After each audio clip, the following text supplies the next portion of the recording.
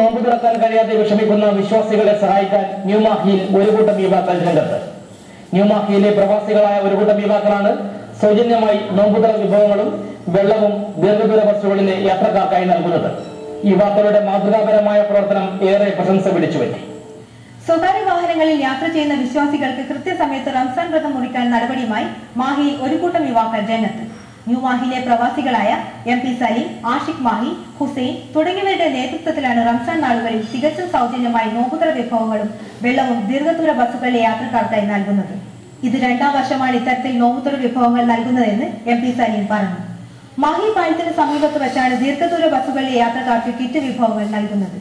യാത്രയിൽ നോമ്പ് തുറക്കാൻ കഴിയാതെ വിഷമിക്കുന്നവർക്ക് ഈ പ്രവൃത്തി ഏറെ ഉപകാരപ്രദമാണെന്നും സലീം പറഞ്ഞു.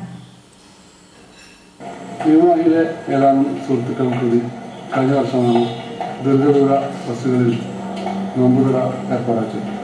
ഈ വർഷവും എല്ലാ ദിവസവും നോമ്പുതുറ ദീർഘദൂര ബസ്സുകളായ കോഴിക്കോട്, കണ്ണൂർ, ഇടുക്കി എന്നീ ഭാഗങ്ങളിലെ യാത്രക്കാർക്ക് നോമ്പുതുറ ഏർപ്പാടാക്കിയിട്ടുണ്ട്. സുഹൃത്തുക്കളായ ആഷിഖ് മാഹി, മൈതാനി ബഷീർ എന്നിവർ ചേർന്നാണ് ഈ പരിപാടി ഇവിടെ ആരംഭിച്ചത്.